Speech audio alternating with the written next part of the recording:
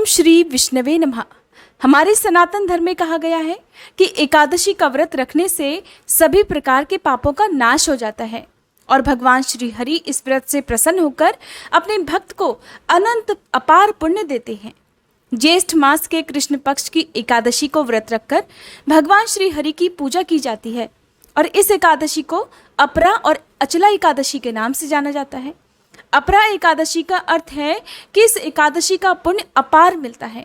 इस एकादशी का व्रत रखने से लोग 1000 तरह के पापों से मुक्त होकर भव सागर से तर जाते हैं। हमारे पुराणों में एकादशी व्रत के बारे में कहा गया है, दशमी तिथि के सूर्यास्त के बाद भोजन ग्रहण नहीं करना चाहिए और रात को भगवान का ध्यान करके सोना चाहिए। एकादशी के दिन सुबह जल्दी उठकर स्नान करके भगवान विष्णु की पूजा करनी चाहिए। पूजा में भगवान को तुलसी दल, श्रीखंड, चंदन, गंगाजल और फलों का भोग लगाना चाहिए। व्रत रखने वाले को इस दिन परनिंदा, झूठ, छल, कपट और हर प्रकार की जीव हत्या से दूर रहना चाहिए। जो लोग किसी कारणवश एकादशी का व्रत नहीं रख पाते हो, उन्हें एकादशी के दिन ना तो चावल खाने चाहिए, ना ही किसी प्रकार का तामसिक भोजन ग्रहण करना चाहिए।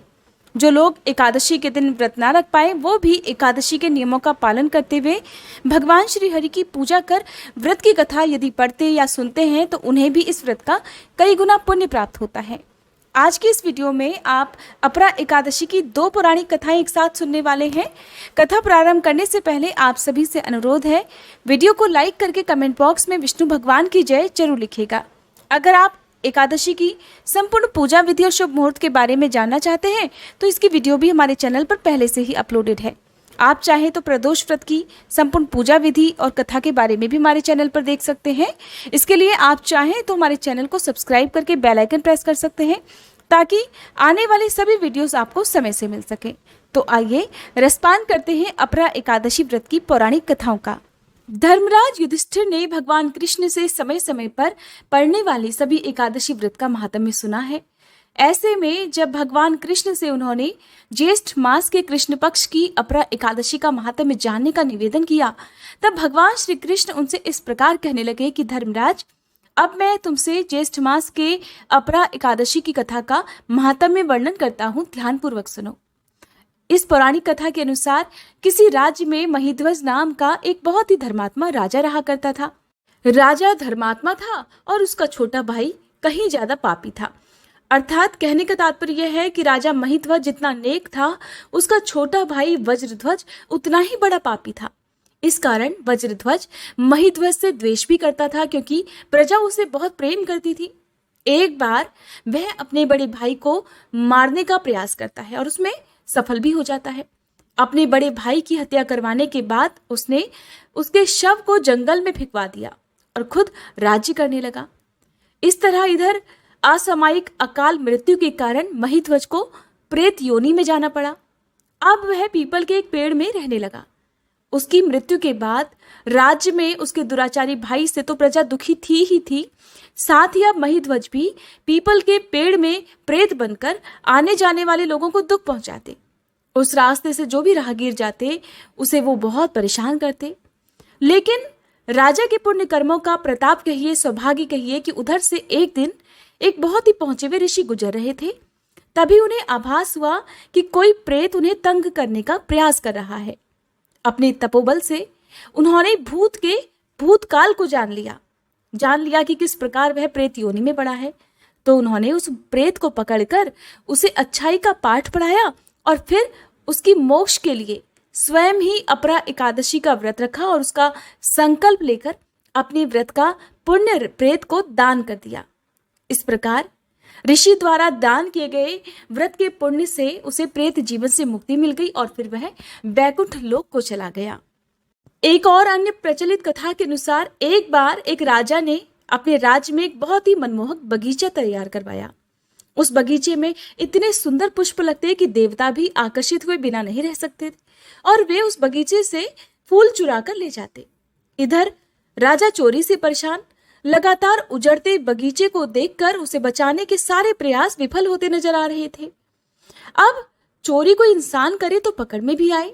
देवता थे, दबे पांव आते और अपना काम कर निकल जाते और किसी को कानो कान खबर भी नहीं होती। परेशान होकर राजा ने राज पुरोहितों को याद किया। सभी ने अपना अपना अंदाजा लगाया कि ये किसी इंसान के बस का तो काम नहीं है तो किसी दैवी शक्ति का काम। तब राज पुरोहितों ने राजा को सुझाव दिया कि भगवान श्री हरि के चरणों में जो पुष्प हम अर्पित करते हैं उन्हें बगीचे के चारों ओर अगर डाल दिया जाए तो हो सकता है कि कोई बात बने। अब कोई और विकल्प तो था नहीं।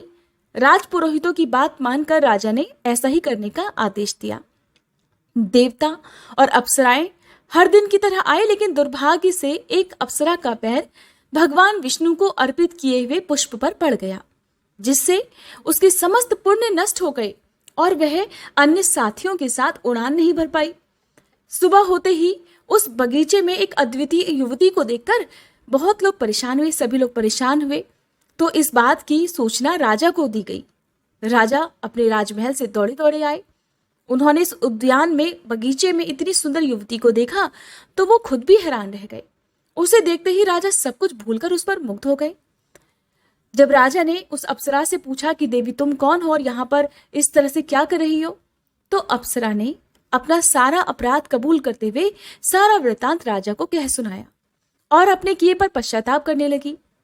तब राजा कहने लगा कि बताइए हम आपकी क्या मदद कर सकते हैं। देवी अगर तुम ऐसा कोई उपाय जानती हो जिससे तुम वापस अपने लोक में पहुंच सको तो मुझे बताओ, मैं जहां तक संभव होगा तुम्हारी मदद अवश्य करूंगा। तब अप्सरा कहने लगी कि महाराज, यदि आपकी प्रजा में से कोई भी ज्येष्ठ कृष्ण एकादशी का उपवास रखकर उसका पुण्य मुझे दान कर दे तो मैं वापस अपने लोक को लौट सकती हूँ। सुनकर राजा ने प्रजा में घोषणा करवा दी और इनाम की रकम भी तय कर दी, लेकिन किसी ने कोई उत्साह नहीं दिखाया।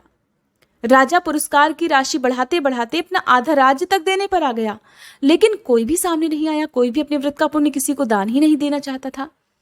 किसी ने एकादशी व्रत के बारे में सुना भी नहीं था और ना ही वो इसके महात्म्य की बात जानता था, ना ही वो इस व्रत की शक्ति प्रभाव जानता था और खुद राजा भी नहीं जानता था। यहाँ तक कि न पुरोहित और ना ही प्रजा कोई नहीं जानता था। तो प्रजा तो सीधी सादी थी, उनके तो जानने का सवाल ही नहीं था। परेशान होकर अप्सरा ने चित्रगुप्त को याद किया।